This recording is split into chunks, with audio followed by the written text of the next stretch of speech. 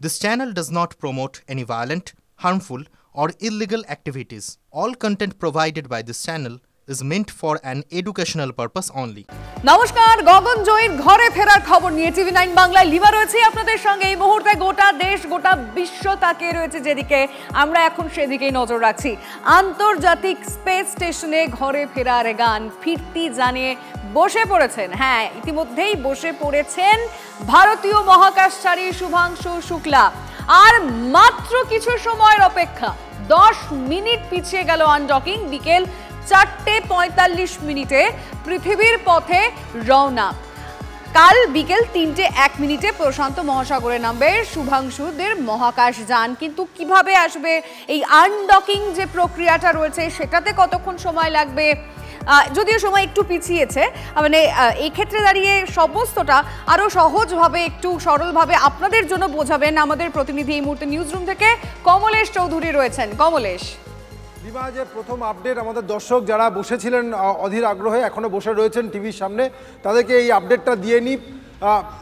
4:30 আনডকিংয়ের যে কমান্ড দেওয়ার কথা সেটা 10 মিনিট পিছিয়েছে, অর্থাৎ 4:40 আনডকিংয়ের কমান্ড দেওয়া হবে হিউস্টন থেকে। মানে যাত্রা শুরু যে গ্রিন সিগন্যাল বলা যায় সেটা 10 মিনিট পিছিয়েছে, অর্থাৎ 4:35 পরিবর্তে 4:45 আনডকিং প্রসেস হয়ে যাবে। পুরো প্রসেসটা 10 মিনিট পিছিয়ে গেল। এই মুহূর্তে মহাকাশ থেকে আমরা যে আপডেটটা পেলাম সেটা হচ্ছে শুভাংশুদের ঘরে ফেরা প্রাথমিকভাবে শুরুর যে যাত্রা সেটা 10 মিনিট পিছিয়ে গেল। 4:30 আনডকিংয়ের যে কমান্ড সেটা দেওয়ার কথা ছিল, 5 মিনিট লাগবে এই পুরো প্রসেসটা কমপ্লিট হতে। তারপরেই আন্তর্জাতিক মহাকাশ স্টেশন থেকে ড্রাগন ক্যাপসুল মানে শুভাংশুদের যে মহাকাশযান সেটা বেরিয়ে আসবে। সেই প্রসেসটা 4:30 শুরুর বদলে 4:40 শুরু হবে এবং গোটা প্রসেসটা শেষ হতে হতে 4:45 বাজবে। এখনও পর্যন্ত এটাই সবথেকে বড় আপডেট এই মুহূর্তের। আর আমরা দুপুর 2টো থেকে দেখতে পাচ্ছি শেষ মুহূর্তের প্রস্তুতি কিভাবে চলছে আন্তর্জাতিক স্পেস স্টেশনে। দুপুর 2:10 নাগাদ আমরা নাসার নাসা যে ছবি আমাদের দেখালো তাতে আমরা দেখলাম যে শুভাংশু শুক্লা এবং তার সঙ্গী আরও 3 জন মহাকাশচারী তারা ওই ড্রাগন ক্যাপসুলে, যে ক্যাপসুলে চেপে তারা গিয়েছিলেন সেই ড্রাগন ক্যাপসুলে তারা উঠে বসেছেন। তারা যাবতীয় প্রস্তুতি নিয়েছেন এবং 2:38 ড্রাগন ক্যাপসুলের যে দরজা সেই দরজা বন্ধ হয়ে গেল, ঠিক যেরকম আমরা মেট্রো বা বন্দে ভারতে উঠলে দেখি। কমলেশ, সেই লাইভ ছবিটা কি আমরা দেখাতে পারি? হ্যাঁ নিশ্চিতভাবে। এই ছবিটা, এই ছবিটা দেখো, এটা হচ্ছে ড্রাগন ক্যাপসুলের ভেতরে এখানে বসে রয়েছেন পেগি হুইটসন, এই মিশনের কমান্ডার, এবং তার সঙ্গে রয়েছেন শুভাংশু শুক্লা, ভারতীয় পাইলট। তারা দুজন রয়েছেন এই ড্রাগন ক্যাপসুলের। তার পাশাপাশি আরও দুজন রয়েছেন, একজন পোল্যান্ডের মহাকাশচারী এবং আরেকজন হাঙ্গেরির মহাকাশচারী। এই ছবিটা আরও একবার, এই যে এটা ঠিক শুরুর সময়ের ছবি, আমি তো দুপুর একদমই মানে যে মুহূর্তে তারা বসছিলেন সেই মুহূর্তের ছবিটা আমরা দেখাচ্ছি বারবার। তবে একটু সঙ্গে থাকো কমলেশ। এই মুহূর্তে আমাদের সঙ্গে সন্দীপ চক্রবর্তী রয়েছেন এবং সন্দীপ বাবুর সঙ্গে আমাদের রিপোর্টার কৌস্তব রয়েছেন। কৌস্তব, তাই এই মুহূর্তে টিভি9 বাংলার দর্শকরা যারা টিভি9 বাংলা দেখছেন, এবং আমরা কথা দিয়েছি সমস্ত ছবি লাইভ দেখাবো, কিন্তু এই যে আনডকিং প্রক্রিয়াটা একদম আমরা একটু মানে প্র্যাকটিক্যালি বুঝে নিতে চাইবো সন্দীপ বাবুর কাছ থেকে কিভাবে হচ্ছে। একেবারে জ্যোতির্বিজ্ঞানী সন্দীপ চক্রবর্তী সেটাই কিন্তু বোঝাচ্ছেন যে আর 10 মিনিট বাদে কিন্তু যে আনডকিং প্রক্রিয়া শুরু হবে, এবং সেইটাই কিন্তু এই মুহূর্তে তিনি বোঝাচ্ছেন। এখানে তুমি সেই তার যে মডেল রয়েছে সেই মডেলের মাধ্যমে তিনি কিন্তু বোঝাচ্ছেন, অর্থাৎ এখানে তিনি যে মডেলটা করেছেন সেখানের মাধ্যমে তিনি এই মুহূর্তে তিনি বোঝাচ্ছেন। লিমা দেখো, যেটা হচ্ছে যে এই জায়গাটা আমরা দেখতে পাচ্ছি যে এই যে আমাদের যে অ্যাক্সিওম 4-এর যে মিশনটা, এইটা ধীরে ধীরে বেরিয়ে আসবে, এটাই হচ্ছে আনডকিং। এবার এখন যেটা দেখা যাচ্ছে যে আনডকিংটা এখন পর্যন্ত শুরু হয়নি, আনডকিংটা হতে বাকি আছে। কি হবে, আধ ঘন্টা আগে এখান থেকে তারা 4 জন অলরেডি চলে এসেছে, স্পেস স্যুট পরা হয়ে গেছে, ভেস্টিবিউলটা অলরেডি ডিপ্রেসারাইজ করা হয়েছে এবং প্রত্যেকে অ্যাবসলিউটলি রেডি আছে। আমরা যেটা আশা করছি যে এইটা এখান থেকে এক্স্যাক্টলি যখন আনডকিং টাইমটা হবে, এখনও নাসার সঙ্গে গো নো গো এখন পর্যন্ত সিগন্যাল পাওয়া যায়নি, সেই জন্য আনডকিংটা হয়তো এক্স্যাক্টলি 4:35 নাও হতে পারে আমাদের টাইম মতো, 2-4 মিনিট হয়তো পিছিয়ে গেছে। আমি যেটা দেখতে পাচ্ছি মিনিট 5 হয়তো পিছিয়ে গেছে। কিন্তু যেটা হবে যে প্রথমে হবে এটাকে বলে ডিপার্ট বার্ন, অর্থাৎ এই ডিপারচার বার্ন যেটা এখান থেকে সামান্য এই যে 4টে এই যে এগুলো আছে, এই যে আমাদের ছোট ছোট থ্রাস্টার রয়েছে, এই থ্রাস্টারগুলো দিয়ে খুব সামান্য ধীরে ধীরে সেপারেট হয়ে চলে আসবে এবং এইটা আস্তে আস্তে 200 মিটার অবধি আসবে। 4 ইঞ্চি করে পার সেকেন্ডে, এর থেকে বেশি জোরে কিন্তু যেতে পারবে না। এই জায়গাটাকে এখানে 200 মিটারের যে একটা স্ফিয়ার আছে, এই জায়গাটাকে বলা হচ্ছে কিপ আউট স্ফিয়ার। একবার যদি কিপ আউট স্ফিয়ার বেরিয়ে যায় 5 মিনিট লাগবে যেতে, অর্থাৎ এখান থেকে বেরিয়ে যাওয়ার 5 মিনিট পরে 200 মিটারে যাওয়ার পরে ওদেরকে কিন্তু আর এই এরিয়াতে ঢুকতে দেওয়া হবে না, নেক্সট 4খানা অরবিট। তারপরে 13 মিনিট ধরে এটা কন্টিনিউ যেতে থাকবে এইদিকে 2 কিলোমিটার। এই 2 কিলোমিটার এই জায়গাটার নাম হচ্ছে অ্যাপ্রোচ ইলিপসয়েড। এই জায়গাটা হচ্ছে একটা চারিদিকে একটা মানে অদৃশ্য একটা স্ফিয়ার রয়েছে, যার মধ্যে যার বাইরে ও চলে যাচ্ছে আরও 13 মিনিট পরে, অর্থাৎ আনডকিংয়ে 18 মিনিট পরে এইটা বেরিয়ে যাচ্ছে অদৃশ্য স্ফিয়ার একটা আছে অ্যাপ্রোচ ইলিপসয়েড। এই অ্যাপ্রোচ ইলিপসয়েড থেকে যখন বেরিয়ে গেল তারপরে নেক্সট 24 ঘন্টার মধ্যে ওরা কিন্তু আর এটার মধ্যে ঢুকতে পারবে না, যাই হোক না কেন ওদের স্পেস ক্রাফটে। এইগুলো হচ্ছে কতগুলো প্রোটোকল। এইবার শুরু হলো যেটাকে আমরা বলি যে ডিপারচার বার্ন। এই ডিপারচার বার্ন একটা হলো 0, ডিপারচার বার্ন 1। এই করতে করতে ওদের অরবিটটাকে আস্তে আস্তে এর অরবিট থেকে সরিয়ে নেওয়া হবে। এই অরবিটটা সরিয়ে নিয়ে যেটাকে আমরা বলা হচ্ছে যে ডিঅরবিটিং হবে, এবং আস্তে আস্তে অরবিটটা, এটা হচ্ছে সার্কুলার অরবিটে যাচ্ছে, 418 কিলোমিটার একটা গোল সার্কেলে পৃথিবীকে প্রদক্ষিণ করছে, কিন্তু একে তো পৃথিবীতে নেমে আসতে হবে, ফলে অরবিটটা আস্তে আস্তে আস্তে আস্তে ছোটো হয়ে যাবে। এবং এই ডিপারচারটা বার্নটা যখন শুরু হবে, প্রতিটি বার যখন এটা পৃথিবী থেকে দূরে চলে যাবে, সামান্য কয়েক সেকেন্ডের জন্য এই ছোট ছোট থ্রাস্টারগুলোই কেবলমাত্র কয়েক সেকেন্ডের জন্য চালু হবে, হয়ে গিয়ে অরবিটটাকে আস্তে আস্তে আস্তে আস্তে, যেটাকে বলি আমরা অরবিট বার্ন, আস্তে আস্তে কমিয়ে দেওয়ার পরে যখন গতবার ফ্লোরিডার কোস্টের ফ্ল্যাশ ডাউন করেছিল, এবার কেন ক্যালিফোর্নিয়ার কোস্টে ফ্ল্যাশ ডাউন করবে, কেন চেঞ্জ করা? গতবার সুনিতা উইলিয়ামস সময় আপনারা জানেন যে ফ্লোরিডাতে স্প্ল্যাশ ডাউন হয়েছিল, সেইটা কিন্তু এবার ফ্লোরিডাতে প্রচুর ঝড় বৃষ্টি চলছে, এবং ওদের একটা প্রোটোকল আছে যে যদি বাতাস 18 কিলোমিটার থেকে বেশি হয়, আর যদি সমুদ্রের ঢেউ যদি চপি থাকে, অর্থাৎ সমুদ্রের ঢেউয়ের উচ্চতা যদি এরকম 7 ডিগ্রির থেকে বেশি থাকে, আর যদি 25 কিলোমিটারের মধ্যে কোনো থান্ডারস্টর্ম কিংবা যেটাকে আমরা বলি বিদ্যুৎ চমকানো কোনো চান্স থাকে, তাহলে ওইখানে কিন্তু ওরা কখনোই স্প্ল্যাশ ডাউন করবে না। তো এই ঘটনাগুলো ঘটছে না যদি ক্যালিফোর্নিয়াতে হয়, অর্থাৎ ক্যালিফোর্নিয়ার ওয়েদার খুবই ভালো, অ্যাবসোলিউটলি বেস্ট ওয়েদার ওখানে, এবং সেই কারণে ওনারা স্প্ল্যাশ ডাউন করার জন্য ক্যালিফোর্নিয়াকে চুজ করে নিয়েছেন। আপনাদেরকে বুঝতে হবে যে এই যে অরবিটটা, এই যে পৃথিবীটা রয়েছে, এই পৃথিবীর এরকম একটা অ্যাঙ্গেল করে স্পেস স্টেশনটা কিন্তু ঘুরছে। এই অ্যাঙ্গেলটা হচ্ছে প্রায় 51 ডিগ্রি, প্রায় 51.6 ডিগ্রির মতো। সেই অরবিট থেকে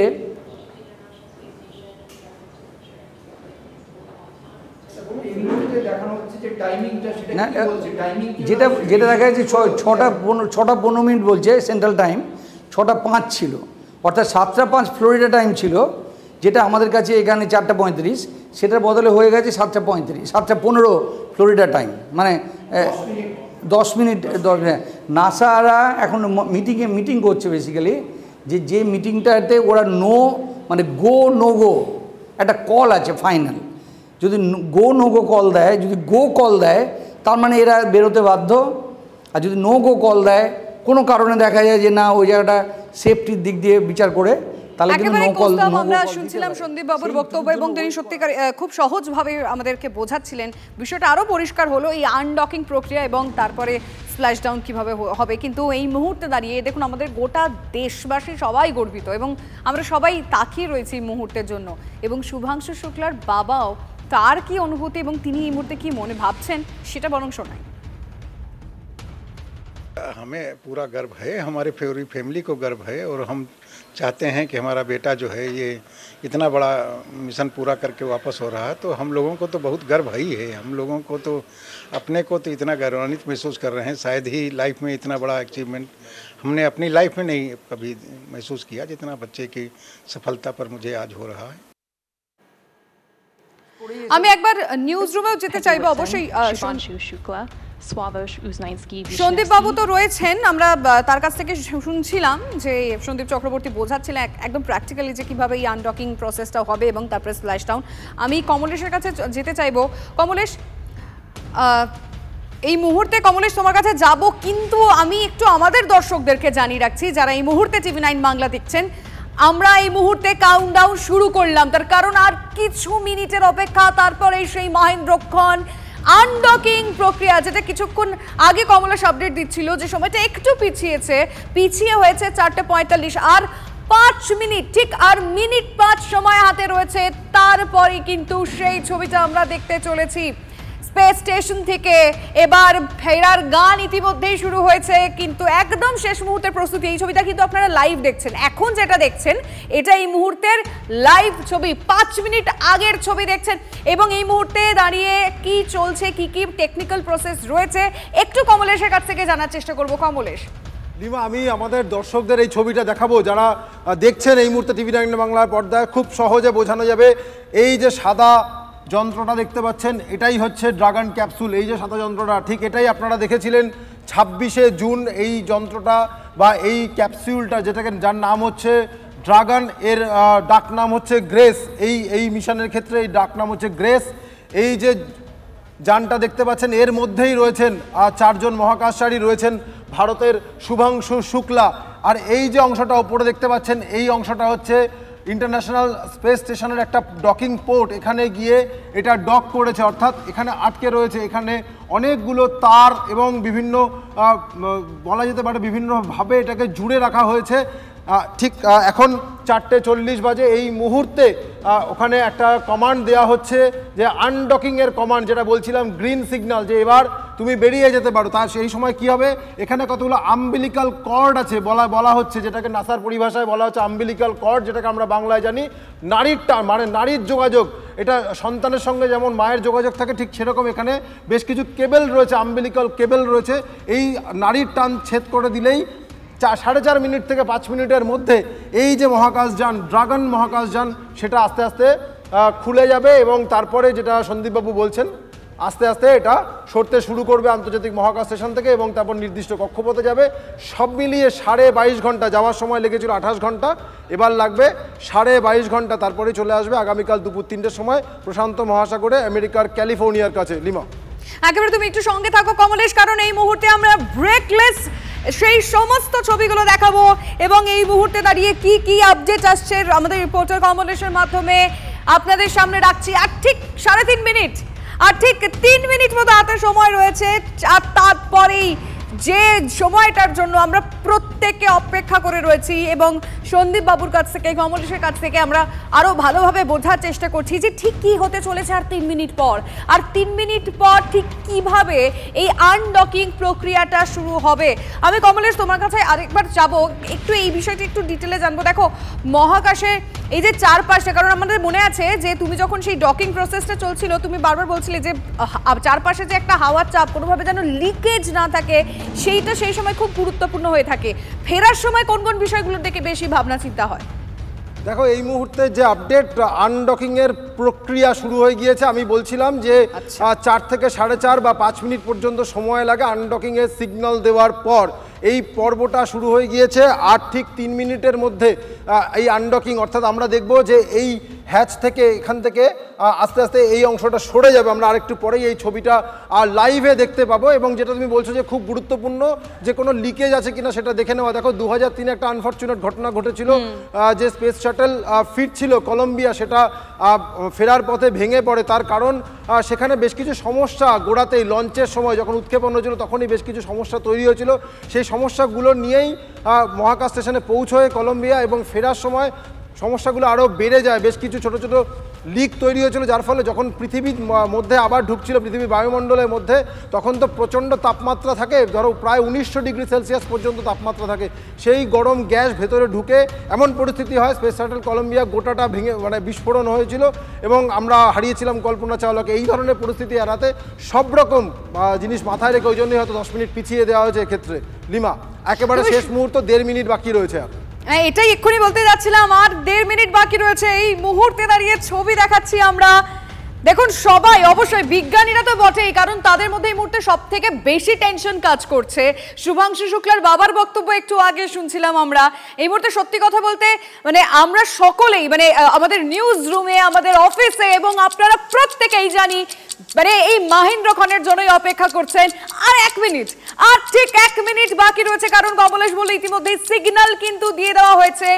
যে গ্রিন সিগন্যাল পাওয়া যায়, যে সমস্ত রকম যা যা টেকনোলজি মানে টেকনিক্যাল যে যে প্রসিডিওর রয়েছে সেইগুলো কিন্তু প্রায় শেষের দিকে। ঠিক 1 মিনিট, এবার আর 1 মিনিটও নেই, কাউন্টডাউন স্টার্ট হয়ে গেল। কমলেশ, ওখানে বাকি রয়েছে একের পর এক, যেগুলো বলছিলাম যে আম্বিলিক্যাল কেবল অর্থাৎ যে নাড়ির যোগগুলো রয়েছে, অর্থাৎ বিভিন্ন হুক রয়েছে, সেই হুকগুলো এক এক করে খোলা হচ্ছে এবং ছোট ছোট যে রকেটগুলো চালিয়ে দূরে সরে যাওয়ার বিষয়ে সেই কাজগুলো শুরু হয়েছে। আরো একটা গর্বের মুহূর্ত, এবং এই মুহূর্তে সত্যি কথা বলতে কম বেশি টেনশনও কাজ করছে, তার কারণ এই সময়টা খুব ইম্পর্টেন্ট হয়। এই যে যেমন বলে এই যে সরু সরু তার সমস্ত কিছু কানেকশন, সেগুলোকে সামলে নিয়ে এবং কোথাও কোনো লিকেজ রয়েছে কিনা সবটা সামলে নিয়ে 18 সেকেন্ড, আমি সত্যি এক সেকেন্ড করে কমছে যেন কোথাও গিয়ে আমাদেরও মধ্যে একটু একটু করে একটা সময় কমে আসছে। এই মুহূর্তে আমরা আমাদের প্রতিনিধি রয়েছেন, আমি কমলেশের কাছে চলে যেতে চাইবো। কমলেশ, সময় যেটা দেওয়া হয়েছিল সেটা কিন্তু শেষ হলো। আমরা এখন অপেক্ষায় রয়েছি, নাসা জানালেই সবার আগে আমরা জানিয়ে দিতে পারবো। হয়তো কয়েক সেকেন্ড বাকি রয়েছে, প্রতিটা 6টা হুক রয়েছে, সবকটাই এই মুহূর্তে খোলা কাজ শেষ হয়ে গিয়েছে। একেবারে শেষ বেলা, সেই মহেন্দ্রক্ষণ অপেক্ষায় এবার ঘরে ফেরার গান। শুভাংশু শুক্লা এবং অন্য 3 মহাকাশচারী ফিরে আসবেন পৃথিবীর উপরে। 22.5 ঘন্টার জার্নি। এই মুহূর্তে মাটি থেকে প্রায় 400 ফুট ওপরে রয়েছে মহাকাশ আন্তর্জাতিক স্পেস স্টেশন এবং তার সঙ্গে ডক করে রয়েছে। এখনও বোধহয় আমরা পাচ্ছি না পুরো এক্স্যাক্টলি কী অবস্থায় রয়েছে। শেষ মুহূর্তে হয়তো কিছু কাজ বাকি রয়েছে, একেবারেই টেকনিক্যাল বিষয়।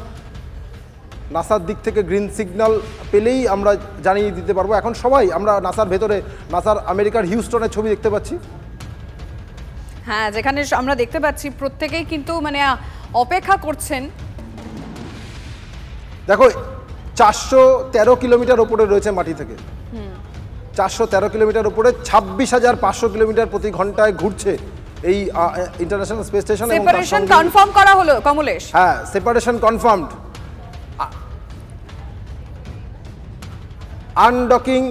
আনডকিং হয়ে গেল, অর্থাৎ আন্তর্জাতিক স্পেস স্টেশন থেকে বেরিয়ে গেল ড্রাগন ক্যাপসুল। এবার দূরত্ব ক্রমশ